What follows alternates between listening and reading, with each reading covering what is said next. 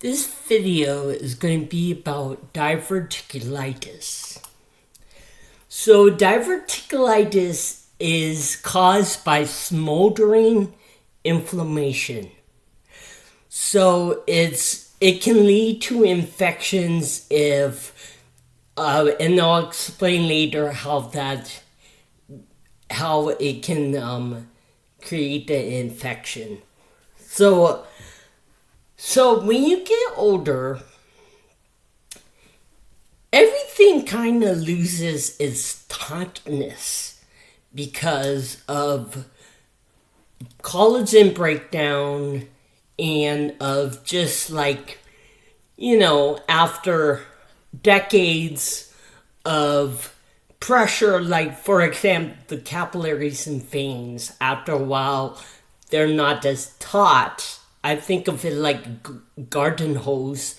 They're not as taut as when we were little, or younger. So they start sagging in areas. So when that starts happening, you get fluctuations in blood pressure, for example, because it's not smooth sailing. It's not a straight freeway anymore. It has a lot of just dips and curves. It's getting weak from just decades of use. So that's really what kind of happens in the intestines as well. If that has to do with collagen and the mucous membranes, and you want to keep the strength of it, the flexibility of it, and all that. So what happens is, usually it's people that are older, but this can happen at every age, any age nowadays in modern time. So what happens is you develop these weak pockets in your intestines. Usually it's in your colon, your large intestines. And they're called diverticula. Diverticula. And so they actually get inflamed. And so then it gets really painful and tender to the touch and all that. And certain foods, like for example seeds and stuff like that, can actually get stuck in these little weak pouches of your colon and become inflamed, and that's when infections can happen. So a lot of Western doctors, whenever it's gut issue, they always say more fiber, more fiber, more fiber. And in this case, it's actually not correct. In this case, less fiber, but not. What I mean by less fiber is the source of the fiber is more important. So I really like gentle fibers, like sweet potatoes are amazing for fiber. We give them to little infants when they have constipation or even diarrhea. Also, acacia fiber is really nice. Oat bran is really nice. Wheat germ fiber is really nice. Very gentle on you. If you want to have enough fiber so you can move the waste through. But some of them, like psyllium husk, can be just too harsh. And so you're actually inflaming the inflammation more just from friction. So what I would do is you really have to focus on nutrients that help the blood flow and the circulation and the flexibility and the strength of the digestive tract and the motility of it. So what I would suggest is L-glutamine. L-glutamine is amazing for gut health and repair, and it's going to just soothe. It's just incredible. I would suggest 5 grams of it a day. You could even go twice a day, 10 grams. Glutamine is amazing. Would also do 1 gram of vitamin C for the collagen production, and also you want the integrity of the digestive tract to come back to life.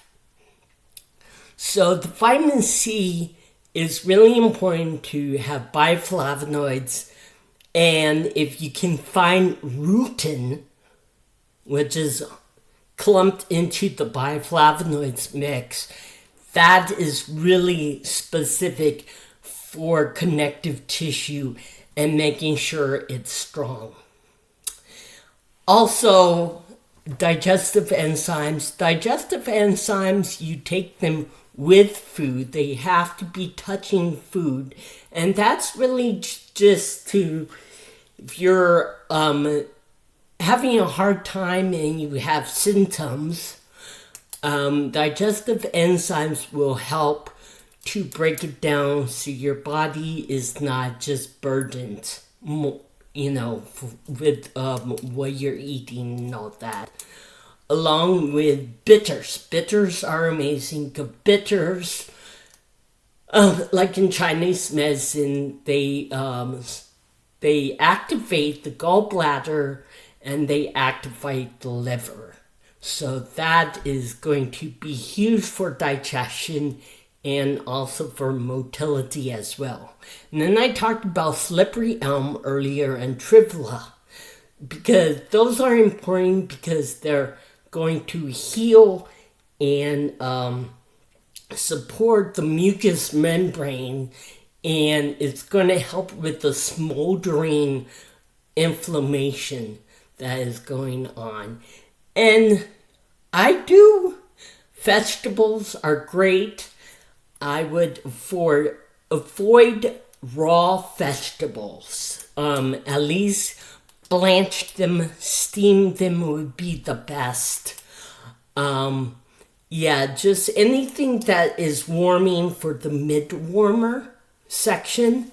So the mid section would be great. So Chinese medicine would talk a lot about turmeric. It's also anti-inflammatory, but it increases the heat. A lot of people don't understand that your digestive tract is room temperature. So if you can avoid eating lots of cold stuff, even drinking room temperature water sometimes, not all the time, if I know cold water is lovely, but you want the majority to be of warm, nourishing food. I then would suggest like bone broth, chicken broth, also pardiargal is a herb. It's actually from a tree bark, and this would be wonderful if there is any kind of infection going on inside of you. That would be great. And I think just to reiterate that triphala from my other video. So triphala helps with sinking the contractions. So that is very important to make sure that your intestines is in sync. So in Chinese medicine, they always talk about dampness in the mid-warmer. So again, that's what I'm talking about. So like chicken juk is really, I consider it a medicinal soup or medicinal porridge that you would have. So a lot of gut issues surround are because of coldness and dampness in the mid-warmer. So a lot of gut issues overlap. So I'm talking about diverticulitis, but this could also be beneficial for IBS, irritated bowel syndrome, IBD, irritated bowel disease. It could be for any kind of indigestion or uncomfortness in the digestive tract. So it's a big subject. I do also like